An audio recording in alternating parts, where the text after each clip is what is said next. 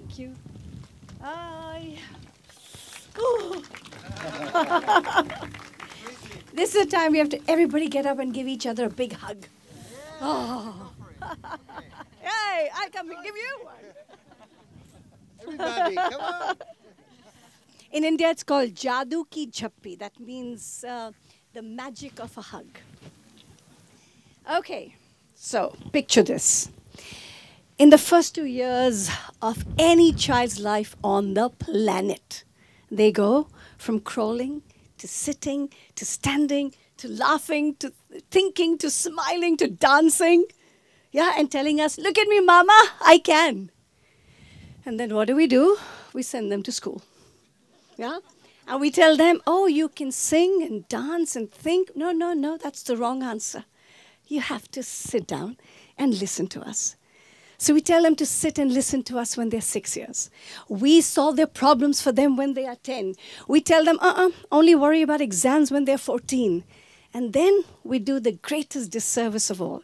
When they're 18, we tell them their entire identity is wrapped in one single monodimensional grade. Right? We tell them you're only markable, you are certainly not remarkable. And then we are surprised that our children don't graduate as empowered, empathetic, confident citizens of the world. So this pretty much was my purpose. So I graduated as with education and design. I was busy designing restaurants and corporate identity and had no plans of changing the world. But my whole world changed when I became a mother. Right? And I witnessed firsthand an education system that basically rewarded compliance, as long as you're good, over conversation, control over curiosity, and removed voice and choice from my child's life. That day, I took him out of school. What was I to do? Well, as a mother, I reacted. I said, oh my God, this is a crisis. But as a designer, I said, oh my God, this is an opportunity. Yeah, and so I set out to kind of figure out what is this landscape of education. My friends, this is what I found out. The world over, education still struggles with the either-or model. Either we have a one-size-fits-all, content-heavy, test-driven curriculum where everybody tells you no, or on the other hand, we have the super feel-good, emotional curriculum where everybody is afraid to tell you no. But what is the promise of education? Shouldn't we promise every child that they will graduate with content and character, passion and compassion, doing good and doing well? Well, hope is not a strategy, or as Mahatma Gandhi says, you are who you have been waiting for. So in 2001, I started the Riverside School with just one promise, that every child would graduate with an I can mindset. What does that mean? That children believe they are not helpless, change is possible, and they can drive it. How are we doing it? Well, we demystified the design thinking framework and made it into 4 simple steps. We call it the superhero formula to unleash your I can superpower. Feel, imagine, do, and share. First, always start with feel. The heart, empathy that you were talking about, right? We get children to observe and identify their world and understand what is it that needs changing.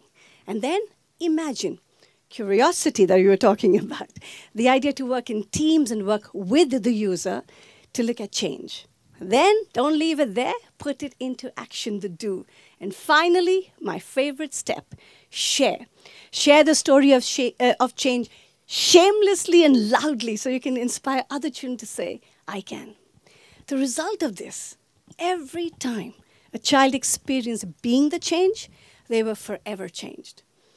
So we knew it was working at Riverside. So in 2009, we wanted to take this to every child in the world. So we launched Design for Change. And today, I think over 2 million children in 65 countries are changing the bad and making good with using FIDS. So what are they changing?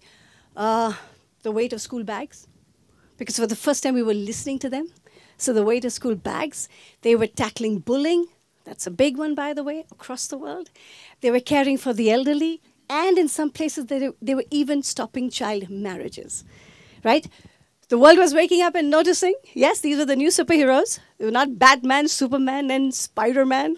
It was 11-year-old Anita from Bhutan who created this, who worked with her friends to create a fence so that her friends coming to school would not fall down the hill. It was 13-year-old Juan from Colombia who created a new curriculum to preserve the Inga language. It was 9-year-old Kiran, from a little village school in India who realized that their grandparents were being disrespected. So he and his friends got together, captured the wisdom and the folk tales of their grandparents and created a little library in their school. What about children telling us? They are not the future. For heaven's sake, that's a lie we have to stop telling them. They are not the future. They're not going to wait one day to make the world a better place. They are doing it here and now, today. So why is this message so important for our children? Why is the alpha generation so important? I think it encourages them to believe that the tiny corner of the planet they inhabit can be made more just, more beautiful, and more equitable. More importantly, it empowers them to believe that they're not mere spectators to change. They can and will be the initiators, the participants, and the overseers of it. But the one thing in all of these 23 years I have learned is to graduate children, or the alpha generation, to be able to design a more humane world does not happen by chance. It must happen by design. So what are we waiting for?